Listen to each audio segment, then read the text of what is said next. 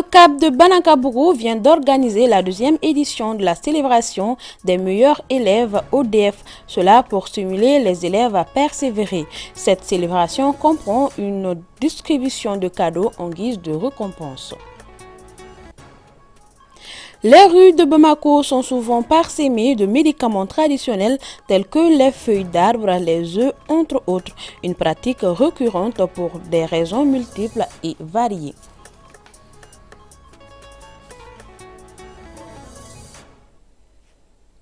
Voilà pour le sommaire, mesdames et messieurs, bonsoir et bienvenue dans cette édition. Célébration de la deuxième édition des meilleurs élèves ODF, c'est son demain 2023, une initiative du Centre d'animation pédagogique de Banakabougou.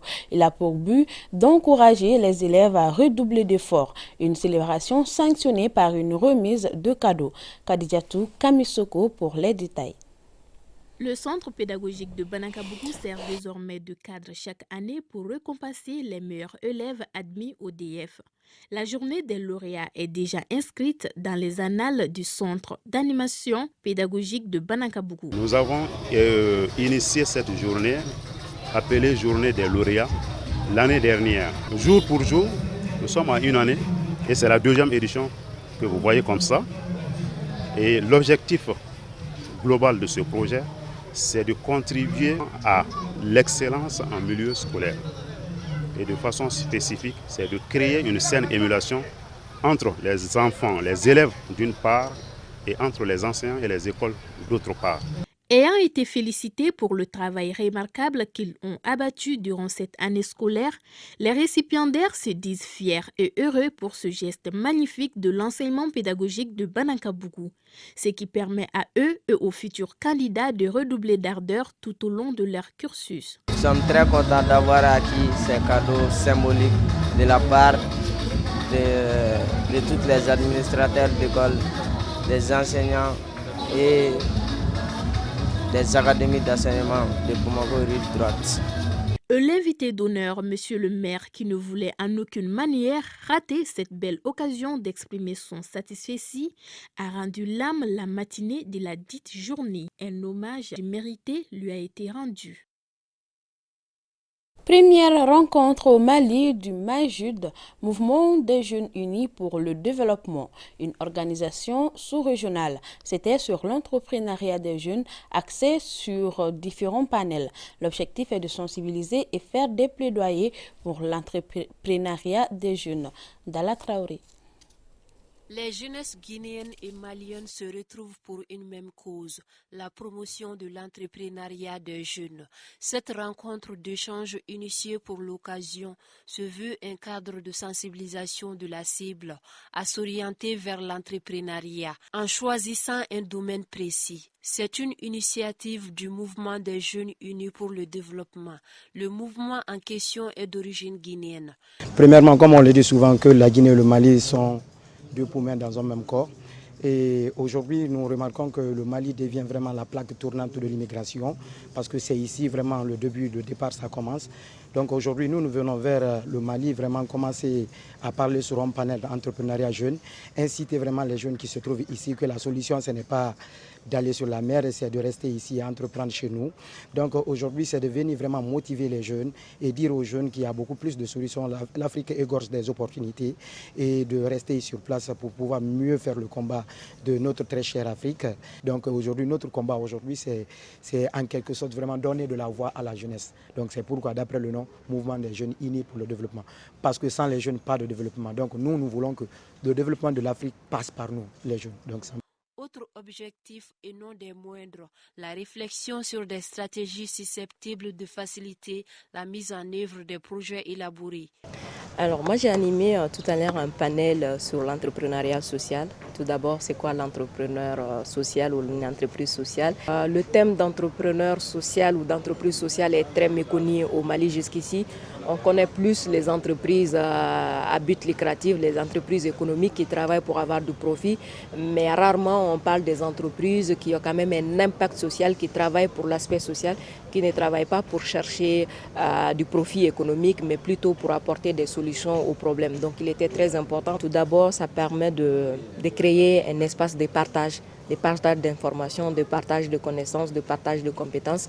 C'est aussi un espace qui permet de créer le réseautage et c'est un espace aussi qui permet vraiment de plaider ensemble sur les problèmes auxquels les entreprises et les entrepreneurs sont touchés. Et c'est aussi un cadre de sensibilisation et de communication autour de ces défis auxquels les entreprises, mais précisément les entrepreneuses femmes, sont confrontées. Au terme de la rencontre, les initiateurs devront élaborer un rapport qui sera soumis à qui des droits.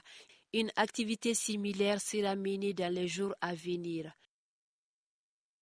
Remise de logiciels d'archivage numérique à l'Institut des sciences humaines de Bamako, une initiative du cabinet international de formation continue, conseil en acquisition de solutions pour logiciels et communication Cifrecom. Elle a pour objectif d'accompagner les structures des partenaires maliens. Kounondi Bamani. Le numérique joue un rôle de premier plan dans l'évolution du monde. C'est dans ce cadre que le Cifrecom a décidé d'offrir le logiciel JetPro à l'Institut des sciences humaines afin de lui permettre de faire l'archivage numérique de ses documents et autres. Notre souhait aussi, c'est de partager, c'est d'accompagner aussi les entreprises maliennes ou les structures maliennes. C'est dans ce cadre-là que nous avons choisi l'ISH pour accompagner, pour assister par rapport à cet événement d'aujourd'hui qui est la remise du logiciel. Le logiciel permet effectivement de sécuriser les données, sécuriser les recherches qui ont été faites et faire en sorte que dans la durée, dans le temps, l'exploitation puisse être facile et la gestion se fasse aussi facilement. Nous avions beaucoup travaillé avec eux. Ému par ces gestes du partenaire de longue date, le directeur général de l'Institut des sciences humaines pense que le logiciel JetPro lui sera bénéfique. Je suis tout à fait content, comblé, dans le sens que ce logiciel de numérisation est une nouvelle donne dans notre pratique quotidienne en matière de recherche. Qui dit recherche dit données.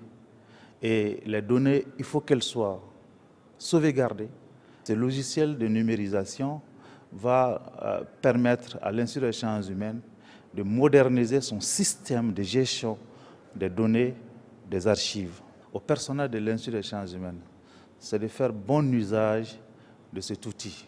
L'endroit de Cifrecom qui doit rester avec nous pour nous assister, pour continuer à renforcer nos capacités, en particulier sur ce logiciel-là.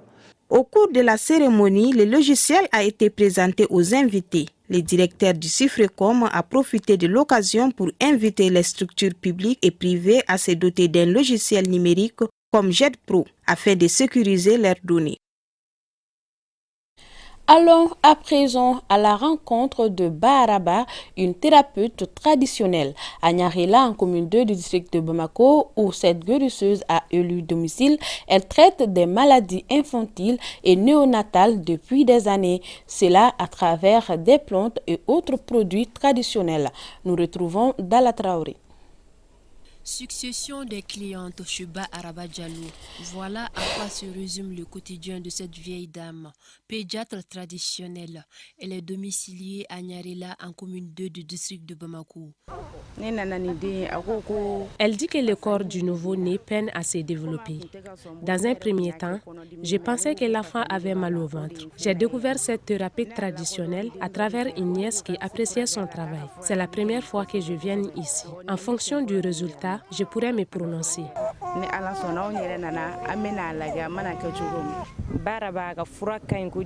Elle s'y connaît bien puisqu'elle m'a soignée. Je n'avais pas d'enfant, elle m'a aidé à en avoir. Moi personnellement, j'aime la médecine traditionnelle car ça aide beaucoup les enfants.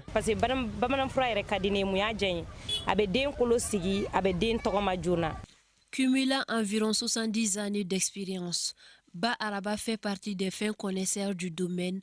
Elle traite plusieurs maladies avec des plantes, du beurre de karité et des incantations.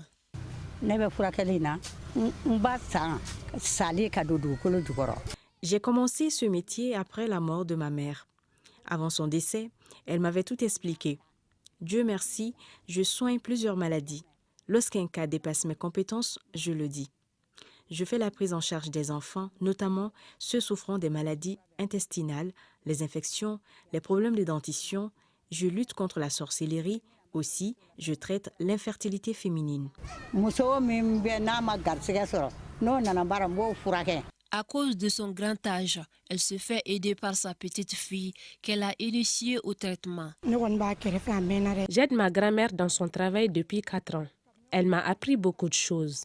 La prise en charge des enfants malades, les complications lors des grossesses. La collaboration se passe bien. Cependant, elle parle beaucoup et ses clients la considèrent comme leur grand-mère.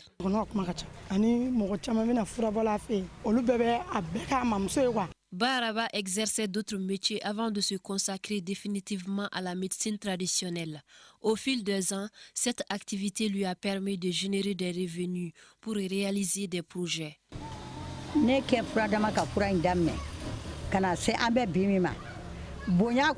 À part le respect, je n'ai pas eu de difficultés et j'ai reçu beaucoup de choses.